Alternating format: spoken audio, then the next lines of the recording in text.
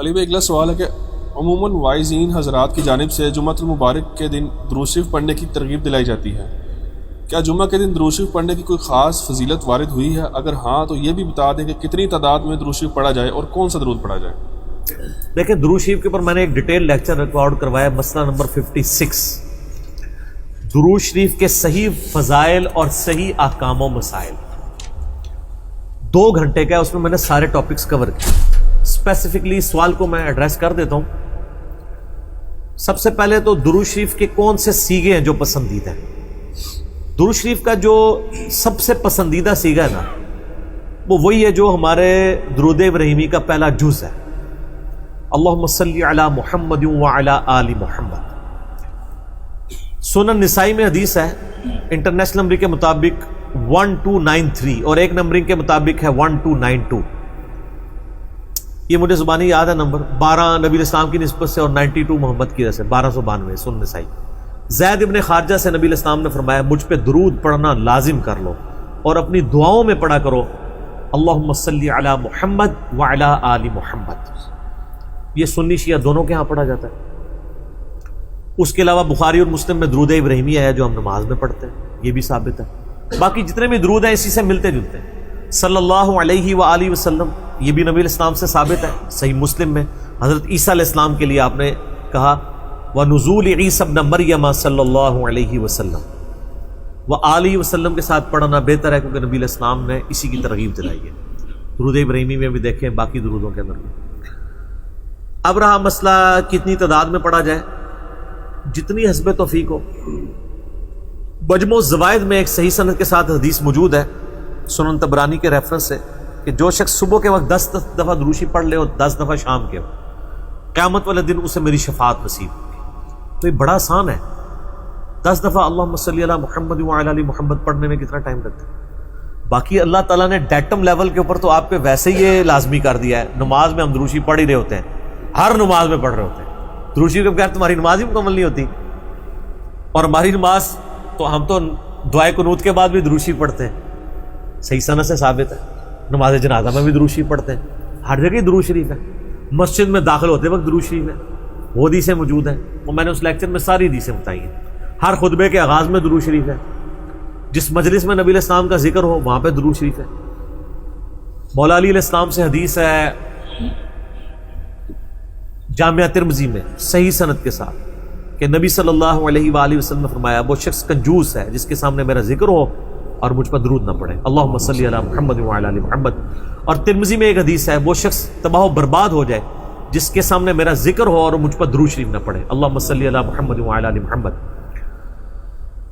اور اس کے علاوہ سنن طبرانی میں بھی ایک روایت ہے، اس روایت کی صحت پہ اختلاف ہے، لیکن چونکہ کچھ محدثین اسے صحیح سمجھتے ہیں اس لیے میں ضرور بیان کرتا ہوں کہ جو شخص روزانہ 100 دفعہ درود شریف پڑھے تو قیامت والے دن اللہ تعالیٰ اسے شہیدوں کے ساتھ اٹھائے گا، اور اس کی دونوں آنکھوں کے درمیان لکھا ہوگا کہ یہ شخص منافقت اور دوزخ کی آگ سے بری ہے۔ 100 دفعہ درود شریف، میری تو کوشش ہوتی ہے کہ 100 دفعہ درود شریف روزانہ کم از کم ضرور پڑھا جائے۔ اگر کوئی روزانہ نہیں پڑھ سکتا 10 دفعہ تو پڑھ لے، اور نبی الاسلام کے آپ اکثر وظائف دیکھیں گے وہ 100 دفعہ ہی ہیں، اکثر وظائف جو زیادہ تعلیم کیے گئے، جیسے بخاری مسلم میں حدیث ہے کہ جو شخص 100 دفعہ پڑھ لے سبحان اللہ وبحمدہ تو اس کے سارے گناہ معاف کر دیے جائیں گے، چاہے سمندر کی جھاگ کے برابر ہو۔ اور جو شخص صبح و شام 100 دفعہ یہی پڑھے تو قیامت دن اس سے بڑھ کے کوئی عمل نہیں لے کے آ سکتا سوائے اس کے کہ جو اس سے زیادہ وہ کلمات پڑھ لے، 100 کا دیکھا۔ پھر بخاری میں 70 دفعہ استغفار کا ذکر ہے۔ پھر تسبیح فاطمہ بھی جو ہے 100 دفعہ ہے، 33 دفعہ سبحان اللہ، 33 دفعہ الحمدللہ، 34 دفعہ اللہ اکبر، یا 33 دفعہ اللہ اکبر اور 100 کا عدد پورا کرنے کے لیے بخاری مسلم میں آتا ہے لا الہ الا اللہ وحدہ لا شریک لہ لہ الملک ولہ الحمد وہو علی کل شیء قدیر۔ تو یہ سارے 100 والے ہیں، زیادہ تو آپ جتنا مرضی پڑھیں۔ جامعہ ترمذی میں حدیث ہے قیامت والے دن میرے سب سے زیادہ نزدیک وہ شخص ہوگا جس نے دنیا میں مجھ پہ سب سے زیادہ درود شریف پڑھا ہوگا، اللہم صلی علی محمد وعلی آل محمد۔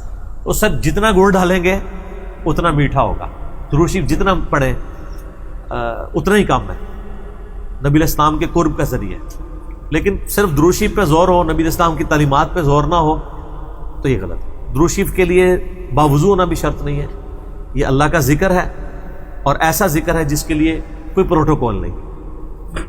وضو پروٹوکول ہوتا ہے نماز پڑھنے کا. عام اذکار کے لیے کوئی وضو پروٹوکول نہیں ہوتا. ویسے آپ نے رکھنا ہے وہ ضرور کریں, لیکن ادروائز ان اذکار کا کوئی پروٹوکول اس حوالے سے نہیں ہوتا.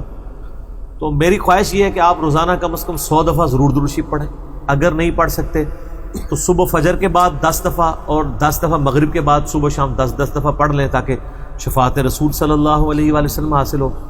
پھر مسلم شریف میں حدیث ہے, بخاری میں بھی کچھ حصہ ہے کہ جو اذان کا جواب دے, یعنی وہی مؤذن والے کلمات رپیٹ کرے, اس کے بعد مجھ پہ درود شریف پڑھے اور الوسیلہ والی دعا مانگے تو میری شفاعت اس کے لیے حلال ہو جائے گی. وہاں بھی درود شریف ہے. صحیح مسلم میں حدیث ہے جو ایک دفعہ 10 درود شریف پڑھے گا اللہ تعالیٰ اس پہ 10 رحمتیں نازل فرمائے گا. سنن نسائی میں حدیث ہے جو ایک دفعہ درود شریف پڑھے گا اللہ تعالیٰ اس پہ 10 رحمتیں نازل فرمائے گا, اس کے 10 درجات بلند کر دے گا, اسے 10 نیکیاں عطا فرمائے گا, اس کے 10 گناہ معاف کر دے گا. کتنی بڑی فضیلت ہے سر. اتنی بڑی فضیلت مجھے بتائیں کس عمل کی ہوگی؟ نفلی عبادات میں افضل ترین عبادت درود شریف. اچھا یہ درود شریف اللہ کی عبادت ہے کیونکہ آپ رجوع اللہ کرتے ہیں, اللہم صلی علی محمد وعلی آل محمد.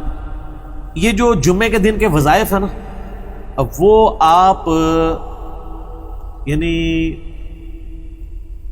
غروب آفتاب جمعرات والے دن اس سے لے کے جمعے کی مغرب تک کر سکتے ہیں. یہ نہیں ہوتا کہ جمعے کے دن کوئی کرنا ہوتا. تو جمعے والے دن درود شریف پڑھنے کی فضیلت ہے.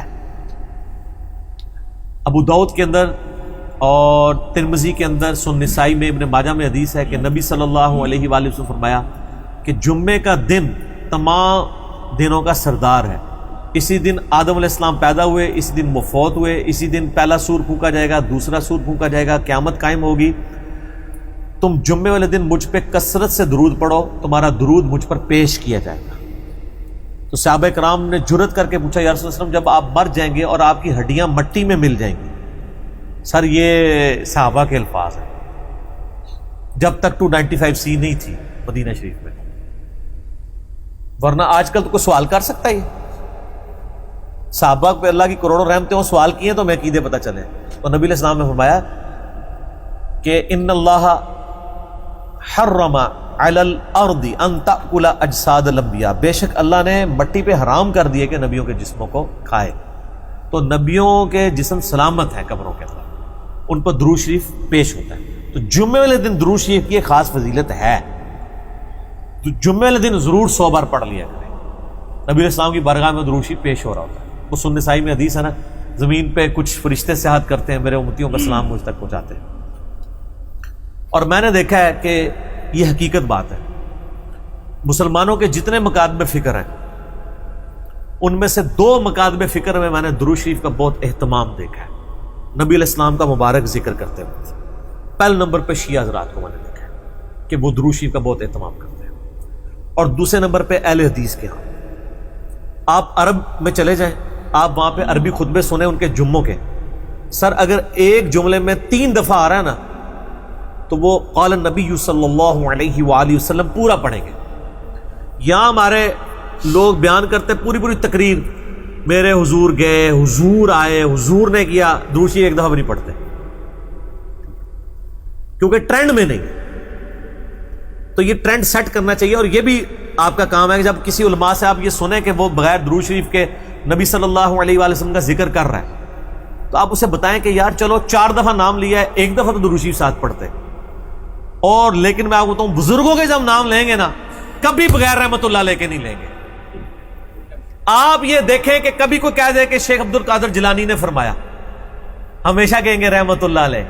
تو پھر سر ہم کیوں نہ کہیں کہ آپ بابوں کو نبی علیہ السلام سے اوپر سمجھتے ہیں, بغیر رحمت اللہ علیہ کا کبھی بھی یہ ذکر نہیں کریں گے اپنے بابوں کا, لیکن نبی صلی اللہ علیہ وآلہ وسلم کا ذکر کر دیں گے. تو درود شریف کا اہتمام کرنا چاہیے.